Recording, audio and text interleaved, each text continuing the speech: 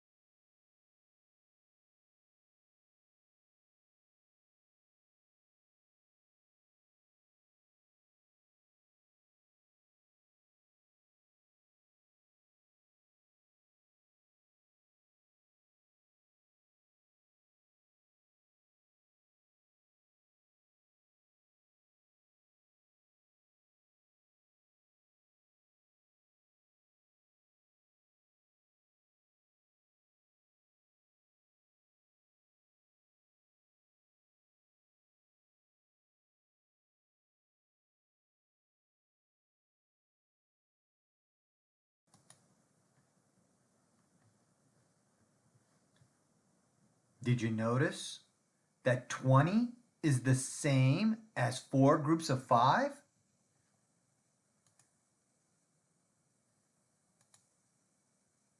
You could have written 4 groups of 5 like this.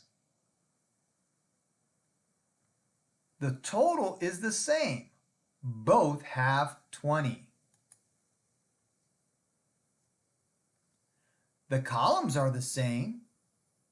Both have 4 columns.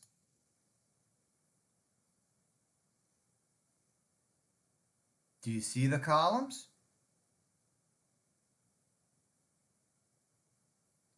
You might have skip counted the same. Like 5, 10, 15, 20 for the first 20, and then 5, 10, 15, 20 for the groups of 5. The equations are the same. So what's different? Different is 20 is in one group, and it is the product of 4 groups of 5. 20 is an array, and 4 groups of 5 is in groups.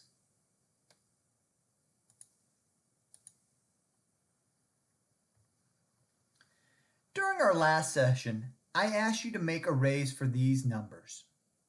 We're going to see what they look like, and we're going to talk about what we're noticing. If you missed the last session, don't worry. You can make them as we go over them now, or you can make them later.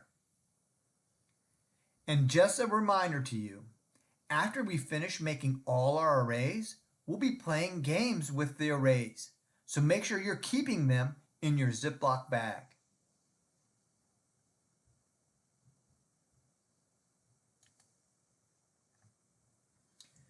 So I'm going to ask you to look for the product of 10. Did you notice that there are two arrays for the product of 10? Take a look at the ones that you created and take a look at the ones that I have here.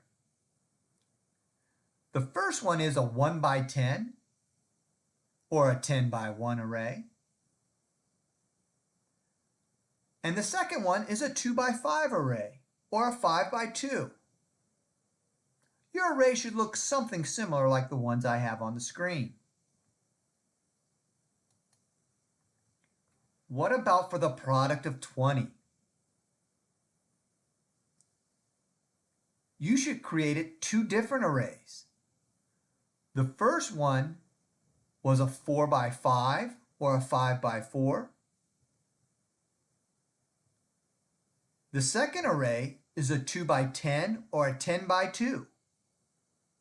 Your array should look similar to this. I didn't ask you to create the 1 by 20 or the 20 by 1. You don't need that one for this.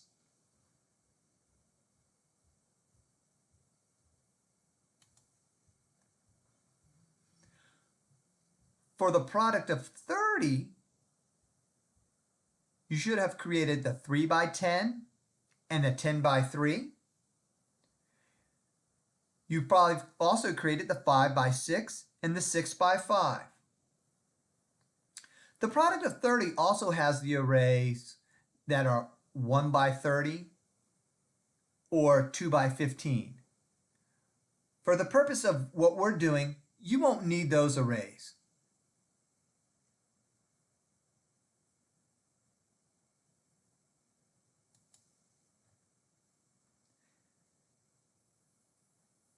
The last group of arrays have to deal with the product of 40.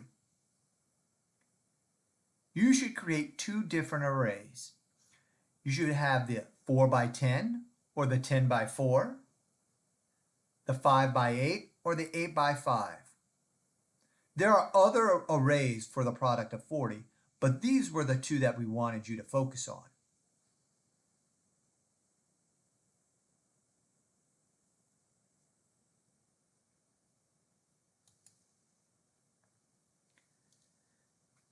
So get your paper and take a moment to write down a few things you notice about today's array. The first one's a 1 by 10, 10 by 1, 2 by 5, and 5 by 2.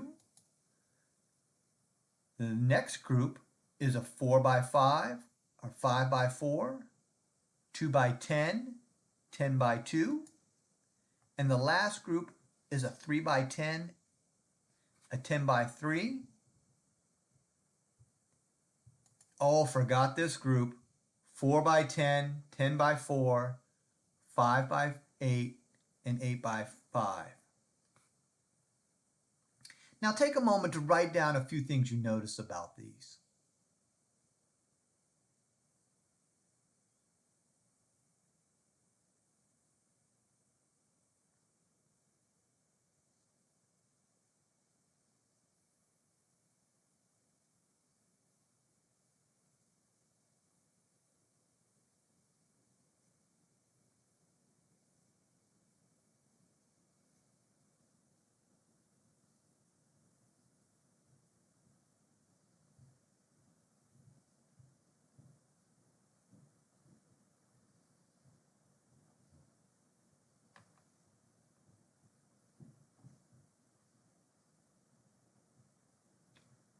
So I'm going to ask you to put your noticings to the side for a minute.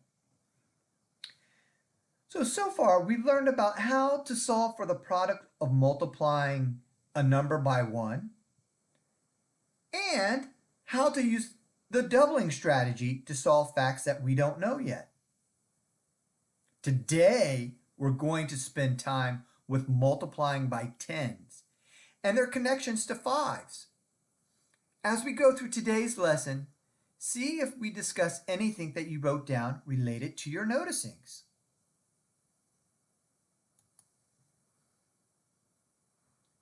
Take a look at the screen. Is this equality statement true or false? Take a moment to prove your ideas. You can write them in words, pictures, or numbers.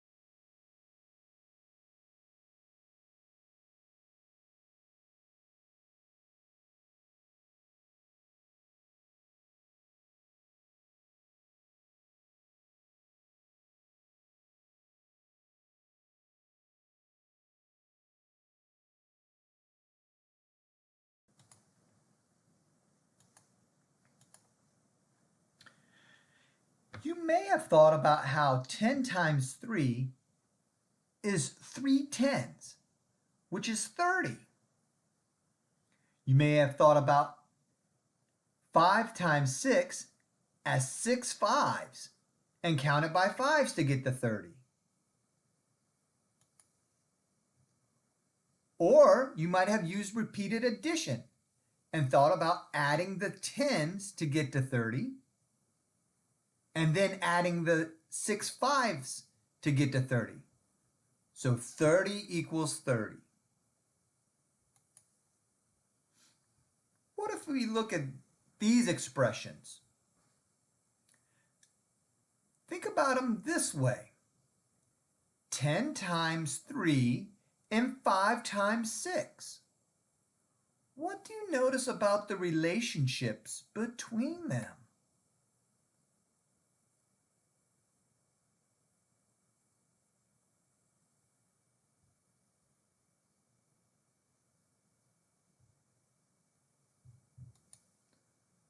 When we look at the relationship between 3 and the 6, we know that 3 is half of 6, so we double 3 to get to 6. Now, if we look at the relationship between 10 and 5, we know half of 10 is 5. We call this strategy doubling and halving. It's another way to help us solve multiplication problems we don't know yet.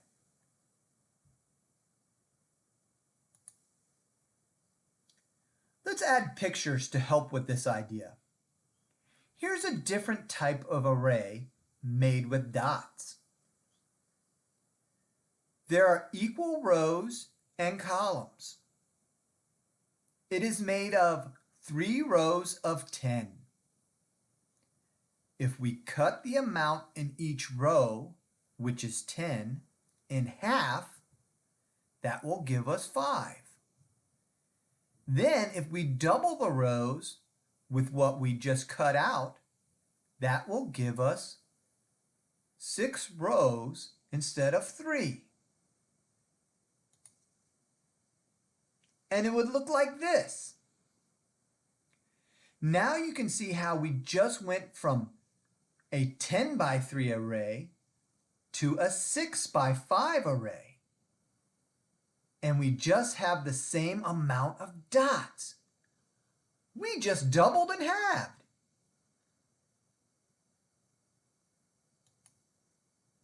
Let's try another one. Is this equality true or false? And how do you know? Figure it out in a way that makes sense to you. Then see if you can explain it by looking at the relationships you see with the numbers using the idea of doubling and halving. Try to explain your idea out loud, or you can write them down.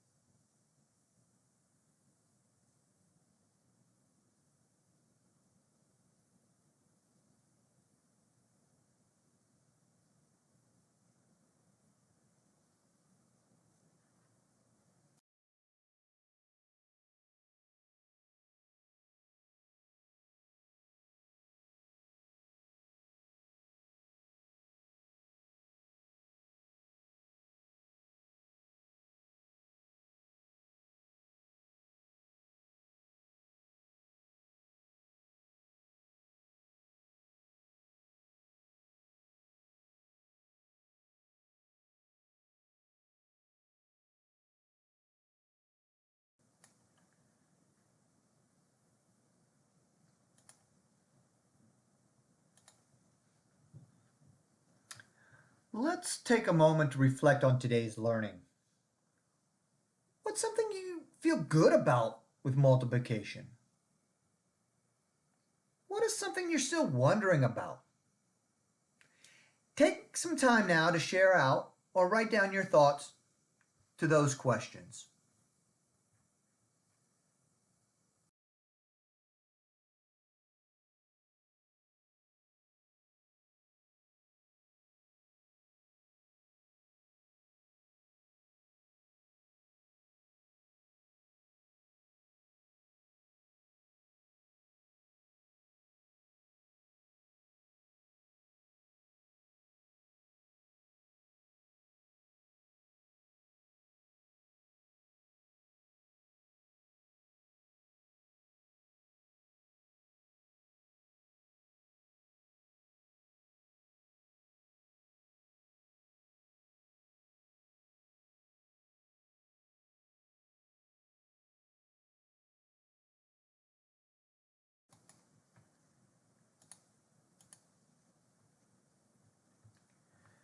To help us continue with our learning, before tomorrow, I'm going to ask you to create all the array cards listed above.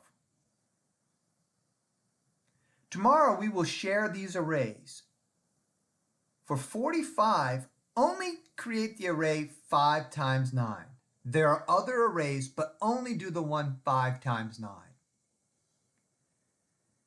You do not need the arrays for 27 and 36. The ones you don't need are 1 times 27, 1 times 36, and 2 times 18. Remember, it's important that you keep these arrays in a safe place because we'll be playing games with them later on. So put them in a bag, someplace safe so you know exactly where they're at. So today, we used the strategy of doubling and halving to help us solve multiplication facts that we might not know.